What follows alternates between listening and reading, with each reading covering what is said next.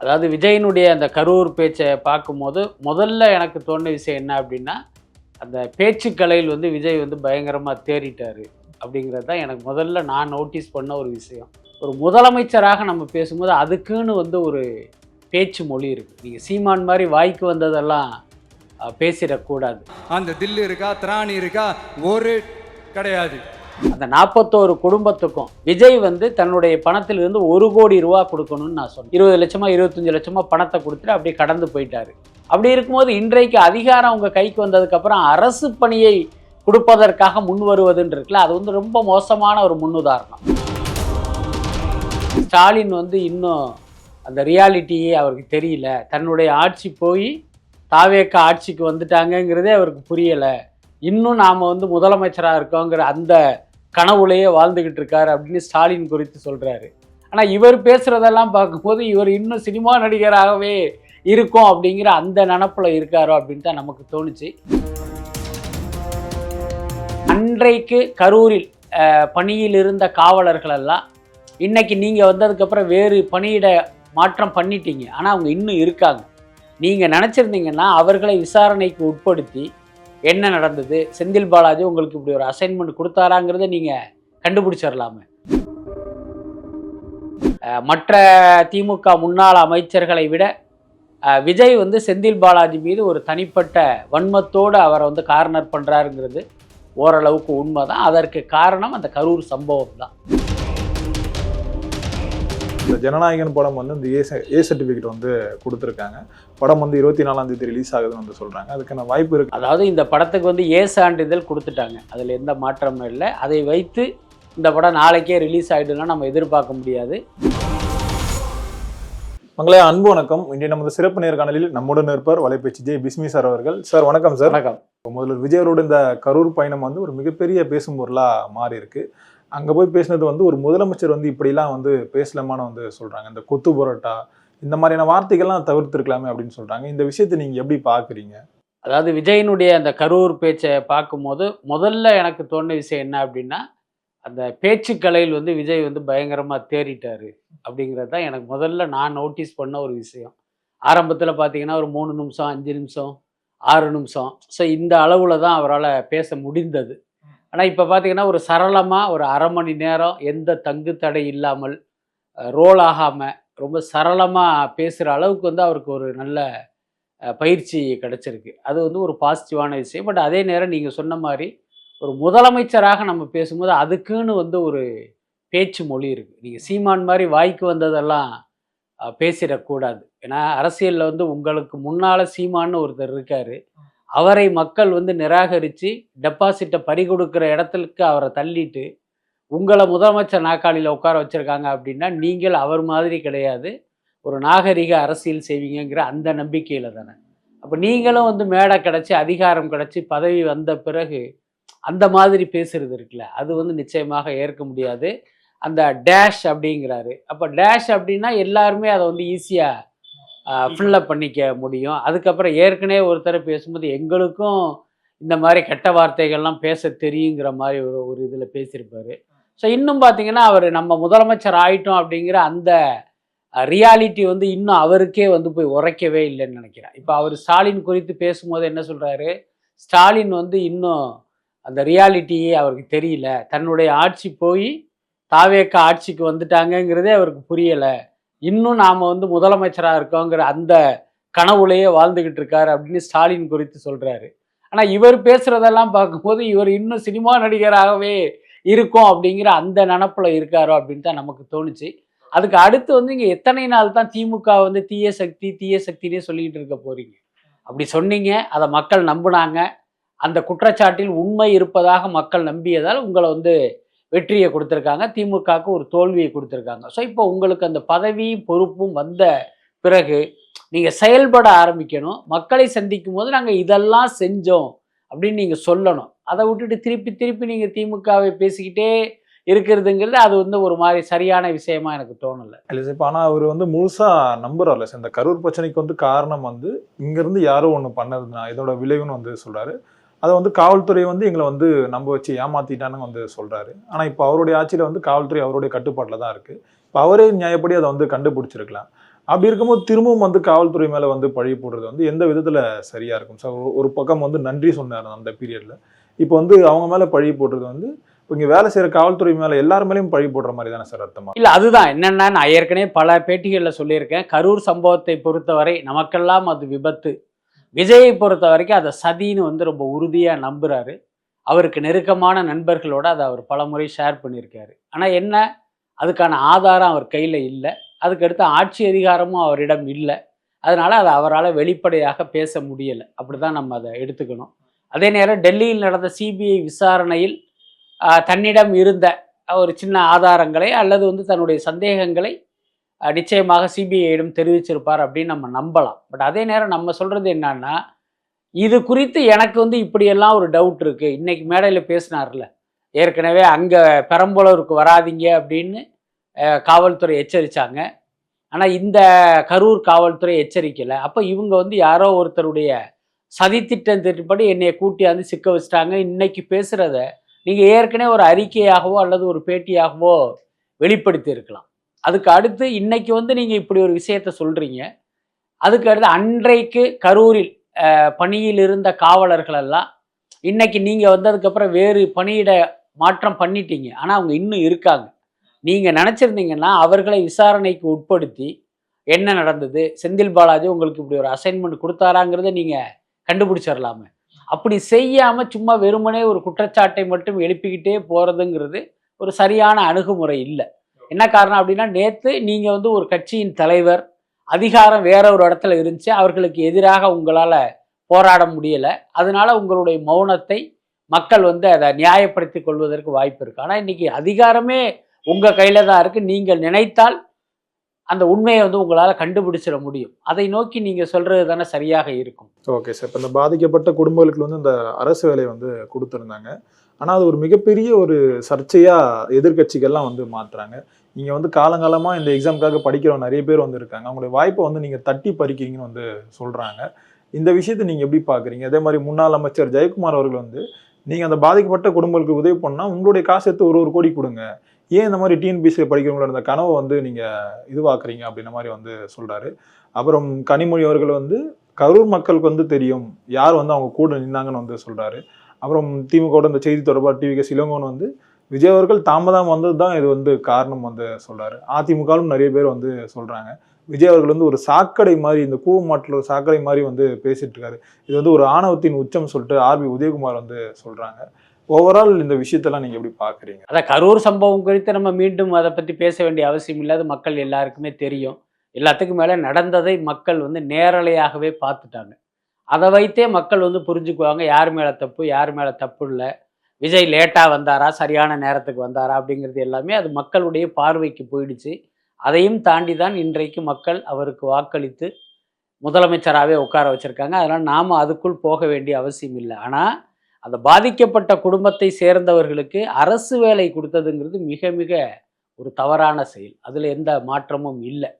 என்ன காரணம் அப்படின்னா, நான் ஏற்கனவே கூட ஒரு பேட்டியில் குறிப்பிட்டேன், அந்த கரூர் சம்பவத்தில் உயிரிழந்த அந்த 41 பேரும் விஜய் என்கிற நடிகரை பார்க்க வந்ததால் உயிரிழந்தவர்கள், அல்லது தாவேகா தலைவர் விஜயை பார்க்க வந்ததால் உயிரிழந்தவர்கள். அப்போ அவர்களுக்கு யார் நிவாரணம் கொடுக்கணும் அப்படின்னா, நடிகர் விஜயோ அல்லது தாவேகா கட்சியோ தான் கொடுக்கணும். அரசு கொடுக்கணும்னு அவசியம் இல்லை. ஏன்னா இன்னொன்று, அரசு வேலை அப்படிங்கிறது பார்த்தீங்கன்னா மேலோட்டமாக அரசு வேலைனாலும் அவர்களுக்கு யார் சம்பளம் கொடுக்குறா, அரசு கொடுக்குதுன்னா அது மக்களுடைய பணம் தானே. உங்களை பார்க்க வந்து ஒருத்தர் உயிரிழந்ததற்கு மக்கள் பணத்தை எதுக்கு அள்ளி கொடுக்கணும்? இப்போ இதே மாதிரி இப்போ நாம கேட்கறது என்னன்னா, ஒரு பேச்சை கேட்குறேன், இந்த தேர்தலில் தாவேகா வெற்றி அடையலை, 2031 வெற்றி அடையலை அப்படின்னா இப்போ இவர் ஜெயிக்கிற வரைக்கும் உட்காந்துருப்பாரா அந்த குடும்பத்துக்கு அரசு வேலை கொடுப்பதற்காக? இல்லை சார், இதுக்கு முன்னாடி வந்து அந்த பாதிக்கப்பட்ட மக்களுக்கு வந்து இந்த பண உதவி வந்து கொடுத்துருந்தாங்க. அவங்களுடைய கல்வி செலவுகள்லாம் வந்து ஏற்றிருந்தாங்க படிக்கிற குழந்தைகளுக்கு. ஸோ இப்போ ஆட்சி வந்து ஏதாவது பண்ணணும்னு வந்து நினைக்கிறாங்க, அந்த வேலையை கொடுக்குறது. அதுதான் சொல்ல வரேன். என்னன்னா, ஏற்கனவே இவர் 20 லட்சமா 25 லட்சமா பணம் கொடுத்தாரு. நான் கூட அந்த நேரத்தில் சொல்லிட்டு இருந்தேன், என்னுடைய பேட்டிகளை பார்த்தாலே தெரியும். அந்த 41 குடும்பத்துக்கும் அதில் பார்த்தீங்கன்னா ஒரே குடும்பத்தில் 2 பேர் இறந்துருப்பாங்கன்னு நினைக்கிறேன். விஜய் வந்து தன்னுடைய பணத்திலிருந்து 1 கோடி ரூபா கொடுக்கணும்னு நான் சொன்னேன். ஏன்னா விஜய்க்கு 41 கோடிங்கிறது பெரிய விஷயமே இல்லை. அவருக்கு இருக்கிற வசதி வாய்ப்புக்கு தாராளமாக 1 கோடி ரூபா கொடுக்கலாம். அந்த 1 கோடி என்பது அந்த உயிரிழந்த குடும்பத்துக்கு வந்து ஒரு பெரிய சப்போர்ட்டாக இருக்கும். இழந்த உறவுகளையும் உயிரையும் அது மீட்க முடியாது. ஆனால் அந்த துயரத்துக்கு வந்து ஒரு ஆறுதல் ஒத்தடமாக அந்த தொகைங்கிறது இருக்கும். அது மட்டும் இல்லாமல் அவர்களுடைய வாழ்க்கை நிலை அடுத்த கட்டத்திற்கு செல்வதற்கும் அது வந்து ஒரு பெரிய உதவியாக இருந்திருக்கும். ஆனால் விஜய் வந்து அதை அன்னைக்கு செய்யலை. அவர் பார்த்தீங்கன்னா 20 லட்சமா 25 லட்சமா பணத்தை கொடுத்துட்டு அப்படியே கடந்து போயிட்டாரு. அப்படி இருக்கும்போது இன்றைக்கு அதிகாரம் உங்கள் கைக்கு வந்ததுக்கப்புறம் அரசு பணியை கொடுப்பதற்காக முன் வருவதுன்னு இருக்குல்ல, அது வந்து ரொம்ப மோசமான ஒரு முன்னுதாரணம். நிறைய பேர் என்ன சொல்கிறாங்க, இல்லை கடந்த காலங்கள்ல எல்லாம் நடந்திருக்கு, கள்ளக்குறிச்சியில் கள்ளச்சாராயம் குடிச்சு செத்து போனவங்களுக்கே ஸ்டாலின் அரசு வந்து 10 லட்சமோ என்னமோ கொடுத்தாங்கன்னு சொல்கிறாங்க. அதான் நம்ம சொல்கிறது என்ன அப்படின்னா, ஒரு தவறுக்கு நாம் இன்னொரு தவறை முன்னுதாரணமாக காட்டக்கூடாது. நாம் அதையும் எதிர்க்கிறோம், இதையும் எதிர்க்கிறோம். முதல்ல நீங்கள் புரிஞ்சுக்கணும், ஒருத்தவங்கள மக்கள் வாக்களித்து அந்த முதலமைச்சர் நாற்காலியில் அமர வைப்பது என்ன அப்படின்னா, நீங்கள் வந்து இந்த நாட்டை மேலே கொண்டு வருவதற்கு, இந்த நாட்டினுடைய வளர்ச்சிக்கு சிறப்பாக நீங்கள் நிர்வாகம் பண்ணுவீங்கிற நம்பிக்கையில் தான் உங்களை உட்கார வைக்கிறாங்க. உதாரணத்துக்கு பார்த்தீங்கன்னா, ஒரு கேஷியராக ஒருத்தர் இருக்கார் அப்படின்னா அந்த பணத்தை பாதுகாப்பாருங்கிற நம்பிக்கையில் தானே. நீங்கள் அந்த காசை அள்ளி இறக்கிறது அப்படிங்கிறது அதை எப்படி ஏற்க முடியும்? கிட்டத்தட்ட விஜய் செய்ததுங்கிறது அதுதான்.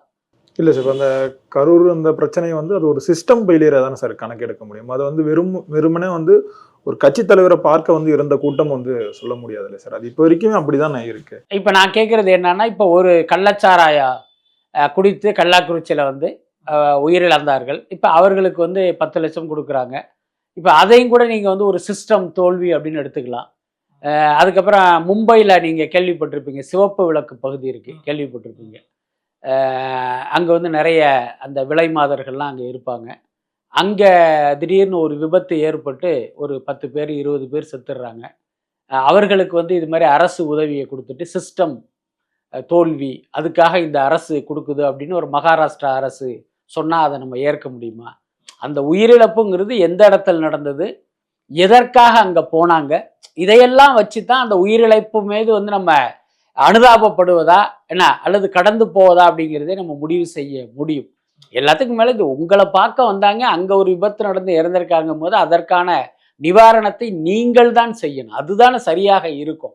எல்லாத்துக்கும் மேலே இப்போ விஜய் எடுத்துங்க, ஒரு பேச்சுக்கு சொல்கிறேன், அவருடைய பணத்தில் ஒரு 1 கோடி ரூபா கொடுத்துருந்தாருன்னு வச்சுங்களேன், அன்னைக்கு நைட்டு அவருக்கு தூங்கும் போது மனசு வந்து ஓரளவுக்கு நிம்மதியாக இருக்கும். நம்மளை பார்க்க வந்து 41 பேர் இறந்தாங்க, அவங்க குடும்பத்துக்கு ஒரு 1 கோடி ரூபா கொடுத்துருக்கோம், அந்த குடும்பம் கொஞ்சம் நிம்மதியாக இருப்பாங்க, அப்பாடா அப்படின்னு ஒரு மனநிலை விஜய்க்கு இருக்கும். இதே இது அரசாங்க வேலையை தூக்கி எடுத்து கொடுத்துட்டா இந்த நிம்மதி விஜய்க்கு வருமா? நிச்சயமாக வராது. அது எல்லாத்துக்கும் மேலே மக்களுடைய பணம் அப்படிங்கும்போது அதில் வந்து இன்னொரு கூடுதல் பொறுப்போடு இருந்திருக்கணுங்கிறது தான். Okay sir. ஆக்சுவலாக இப்போ இந்த கேள்வி வந்து உங்ககிட்ட தான் கேட்கணும்னு நினைக்கிறேன் சார். இப்போ சமீபத்தில் சாட்டை துறைமுகன் வந்து ஒரு வீடியோவில் வந்து பேசியிருந்தார். இந்த கரூர் சம்பவத்துக்கு அப்புறம் விஜய் அவர்கள் வந்து ரொம்பவே பயந்து போயிருந்தார். எங்கே அவர் மேலே வந்து இந்த கேஸை வந்து திருப்பி விட்ருவாங்களா, எஃப்ஐஆர் போட்டுருவாங்கன்னு சொல்லிட்டு, சிறையில் அடைக்க போகிறாங்கன்னு சொல்லிட்டு. ஆனால் இப்போது விஜய் அவர்கள் வந்து அவருக்கு அந்த ஸ்டாலின் சாருக்கு நெருங்கி ஒரு நண்பர்கிட்ட வந்து இந்த மாதிரி என் மேலே ஏதாவது கேஸ் ஏதாவது போட போகிறாங்களா அப்படின்னு கேட்டு, இல்லை அப்படின்னு சொன்னதுக்கப்புறம் தான் அந்த வீடியோவே வந்து போட்டார்னு வந்து சொல்கிறாங்க. இது எந்த அளவுக்கு சார் இதில் உண்மைத்தன்மை? இல்லை, பொதுவாகவே இது போன்ற அந்த சாக்கடைகள் குறித்து வந்து நம்ம எதுவும் பேசுறது இல்லை. அதனால் நம்ம இந்த கேள்வியை வந்து கடந்து போகிறது தான் சரியாக இருக்கும்னு நினைக்கிறேன். Okay sir. அதே மாதிரி இப்போ செந்தில் பாலாஜி வந்து அதிகம் வந்து தாவேக்காவில் அந்த கார்னர் செய்யப்படுறாங்கன்னு சொல்லி சொல்கிறாங்க. இந்த விஷயத்தை எப்படி சார் பார்க்குறீங்க? ஏன்னா இப்போ நேற்றைய தினம் வந்து கரூருக்கு போயிட்டு விஜய் சார் வந்து கரூர் கம்பெனி ஓனர்னு வந்து செந்தில் பாலாஜியை வந்து சொல்கிறாரு. இந்த ஓடுன்னு சொல்லிட்டு இந்த வேட்டைக்காரன் வரான்னு வந்து விஜய் அவர்கள் தானே வந்து சொல்கிறாரு. செந்தில் பாலாஜி அவர்கள் வந்து விஜய் அவர்களால் குறிவைக்கப்படுறாரா இல்லை கார்னர் செய்யப்படுறாரா சார்? அதாவது செந்தில் பாலாஜியை வந்து இந்த கரூர் கம்பெனி ஓனர் அப்படின்னு சொன்னதை வைத்தே நம்ம அந்த முடிவுக்கு வர வேண்டியதில்லை.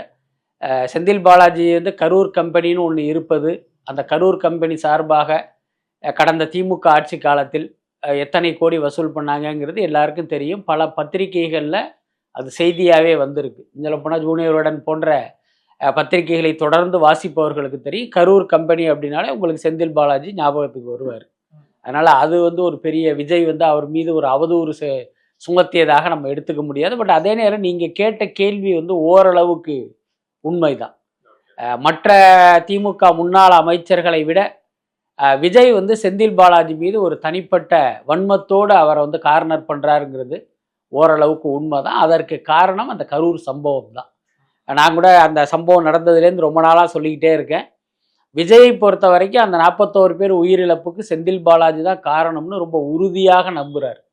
ஆனால் அவர்கிட்ட ஆதாரம் இல்லை, அல்லது இருக்கிற ஆதாரம் போதுமானதா இல்லை. ஆனால் இதில் செந்தில் பாலாஜியுடைய கை இருக்குன்னு ரொம்ப உறுதியாக நம்புறாரு விஜய். அதை வந்து விபத்துனே அவரால் வந்து ஏற்க முடியல. அதுதான் விஜயினுடைய ஸ்டாண்டாக இருந்தது. இன்னைக்கு அதிகாரம் கைக்கு வந்துருச்சு, ஆனால் கையில் போதிய ஆதாரம் இல்லை. ஆனால் நம் மீது அன்பு கொண்ட ஒரு 41 பேருடைய உயிரிழப்புக்கு இவர் காரணமாக இருக்காரு, இவர் எப்படியாவது தண்டிக்கணும் அப்படிங்கிற அந்த கோப நெருப்பு அவருக்குள்ள எரிஞ்சுக்கிட்டே இருக்கு. அதற்கு வேறு வழியில் அவரை வந்து கைது பண்ணுவதற்கான ஒரு அட்டம்ப்ட் பண்ணுறாங்க. இப்போ ஒரு தொகுதியுடைய தாவேகா எம்எல்ஏவுடன் பேரம் பேசியதா இப்போ சில பேரை அவங்க கைது பண்ணிக்கிட்டு இருக்காங்க. தனிப்பட்ட முறையில் கேட்டால் எனக்கு வந்து அது ஒரு ஜோடிக்கப்பட்ட வழக்கு மாதிரி தான் தோணுது. முக்கியமாக சொல்லணும்னா செந்தில் பாலாஜியை வளைப்பதற்கான ஒரு வழக்காக தான் அதை நான் பார்க்கல. இப்ப நிறைய ஆதாரங்களை வந்து சப்மிட் பண்ணியிருக்காங்களே சார். அப்படி இருக்கும்போது இல்லை, அது ஆதாரங்கள்ங்கிறது ஒரு ஏற்புடைய ஆதாரங்களா இல்லை. ஏன்னா சதி பண்ணாங்க அப்படி இப்படின்னு சொல்கிறாங்க. அதுக்கப்புறம் இந்த சதியில் பார்த்தீங்கன்னா ஒரு கார்ப்பரேட் நிறுவனம் ஈடுபட்டது, அவங்க தான் ஐடிசி கிராண்ட் சோலாவில் வந்து இவங்களுக்கெல்லாம் ரூம் போட்டு கொடுத்தாங்கன்னு சொல்கிறாங்க. ஒரு கார்ப்பரேட் நிறுவனம் ஈடுபட்டதுன்னு சொல்கிற நீங்கள் அது எந்த நிறுவனம்னு ஏன் சொல்லாமல் இருக்கீங்க? அப்போ அதையும் நீங்கள் வெளிப்படையாக சொல்லணும்ல. அதுக்கு அடுத்து ஒரு விஷயம் நடக்குது அப்படின்னா, இப்படி ஒரு விஷயம் நடந்தால் இதனால் பலனடைகிறவர் யார் அப்படின்னு நீங்கள் யோசிக்கும் போது ஒரு ஒரு கேரக்டர் வரும்ல. அவங்க தானே வந்து இதுக்கான சூத்திரதாரியாக இருக்க முடியும். அப்படி பார்த்தீங்கன்னா தாவேகாவுடைய எம்எல்ஏக்கள் 10 பேரை விலைக்கு வாங்கி தாவேகா ஆட்சியை கவிழ்க்கணும் அப்படின்னா அடுத்து யார் பவருக்கு வருவா? அப்படி பார்த்தா செந்தில் பாலாஜி வரப்போறது இல்லை. அவர் கண்டிப்பாக சிஎம் கேண்டிடேட் கிடையாது. அது உதயநிதி ஸ்டாலினாக இருக்கலாம் அல்லது எடப்பாடியாக இருக்கலாம். அப்போ உங்களுடைய விசாரணைங்கிறது அதை நோக்கி தானே போகணும். சம்மந்தமே இல்லாமல் ஏன் செந்தில் பாலாஜியை நோக்கி போகுது அப்படின்னா, எனக்கு தோணுகிற விஷயம் என்னன்னா, இந்த கரூர் சம்பவத்தில் விஜய்க்கு வந்து அவர் மேலே ஒரு பெரிய கோபம் இருக்குது. இதை ஒரு வாய்ப்பாக பயன்படுத்தி அவரை வந்து சிறைக்கு அனுப்புறதுக்கு முயற்சி பண்ணுறாங்கன்னு தான் நான் நினைக்கிறேன். இல்லை சார், ஆனால் ஏவா வேலு குறித்தும் அவர் பேசி தானே சார் இருந்தார். இப்போ இந்த மாதிரி சிங்கப்பூரில் போயிட்டு அட்மிட் ஆயிருக்காருன்னு சொல்லிட்டு.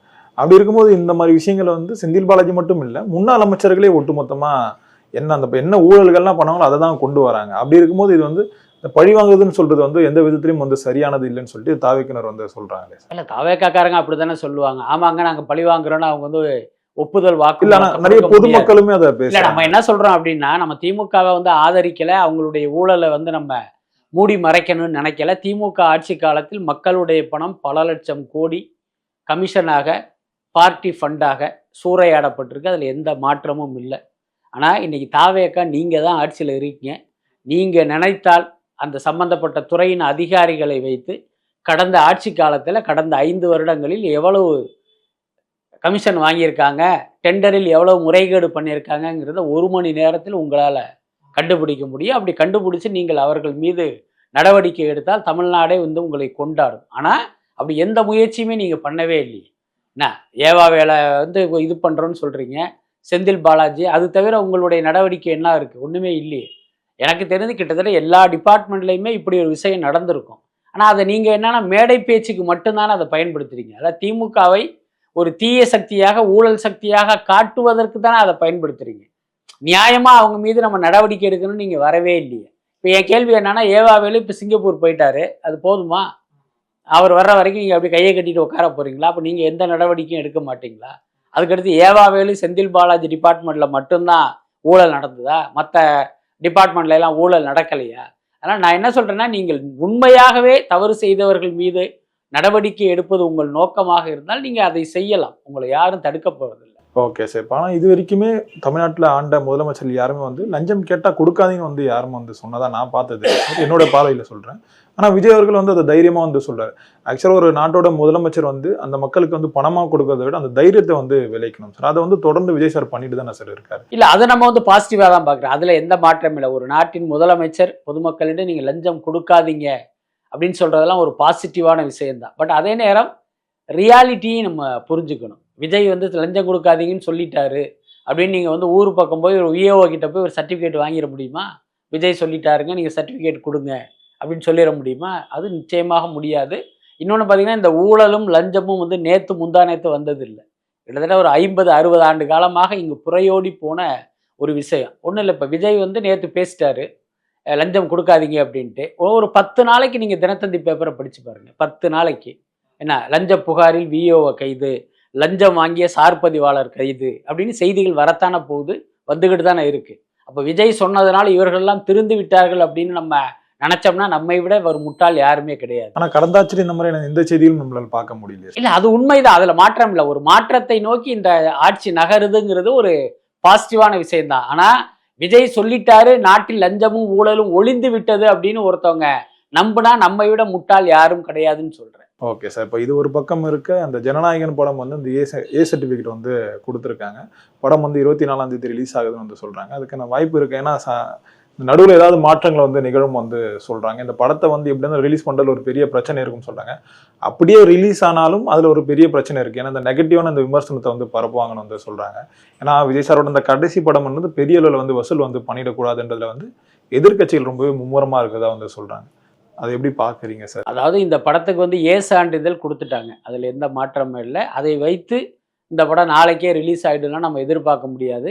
தயாரிப்பு நிறுவனத்தை பொறுத்த வரைக்கும் அந்த ஜூலை 24 ரிலீஸ் பண்ணலாங்கிற மாதிரி அவங்க மைண்டில் வச்சுருக்காங்க. அந்த எஃப்எம்எஸ் டிஸ்ட்ரிபியூட்டருக்கும் இதை தான் அவங்க வந்து மெயில் பண்ணதாக ஒரு தகவல் இருக்குது. என்ன காரணம் அப்படின்னா, இடையில அந்த ரூல் 33 அப்படிங்கிற விதியின்படி சில காட்சிகள் படத்தில் சேர்க்கப்பட போது அதற்கான ஒரு அவகாசம் இவங்களுக்கு தேவைப்படுது. உதாரணத்துக்கு அந்த கடைசியில் வர்ற ரோலிங் டைட்டில் அந்த மலேசியாவுடைய ஆடியோ லான்ச்சு அந்த காட்சிகள்லாம் சேர்க்குறாங்க. அதுக்கப்புறம் அந்த தமிழக முதலமைச்சர் விஜய் நடிக்குங்கிறது புதுசாக ஆட் ஆகுது. இப்போ இதெல்லாம் நீங்கள் அதாவது ஒரு சென்சார் வாங்கப்பட்ட ஒரு படத்தில் ஒரு காட்சியோ வசனங்களோ நீங்கள் ஆட் பண்ணீங்க அப்படின்னா அதை திருப்பி அவங்களுக்கு இன்ஃபார்ம் பண்ணி அதை அவங்க வெரிஃபை பண்ணி மறுபடியும் நீங்கள் சர்டிஃபிகேட் வாங்கணும். ஸோ இப்படி ஒரு ப்ராசஸ் இருப்பதால் ஒரு வாரம் 10 நாள் டிலே ஆகணும் இவங்க நினைக்கிறாங்க. அதனால தான் அந்த 24ஆம் தேதி இவங்க ஃபிக்ஸ் பண்ணியிருக்காங்க. ஒருவேளை நீங்கள் சொல்வது போல் இவங்க இன்னும் போட்டு தாளிக்கணும்னு நினச்சாங்க அப்படின்னா அந்த ரூல் 33 அப்ளை பண்ணி மறுபடியும் சான்றிதழ் கொடுப்பதற்கு இவங்க டிலே பண்ணுவதற்கு வாய்ப்பு இருக்குது. ஆனால் 90% அப்படி இருக்காது அப்படின்னு தான் நான் நினைக்கிறேன்.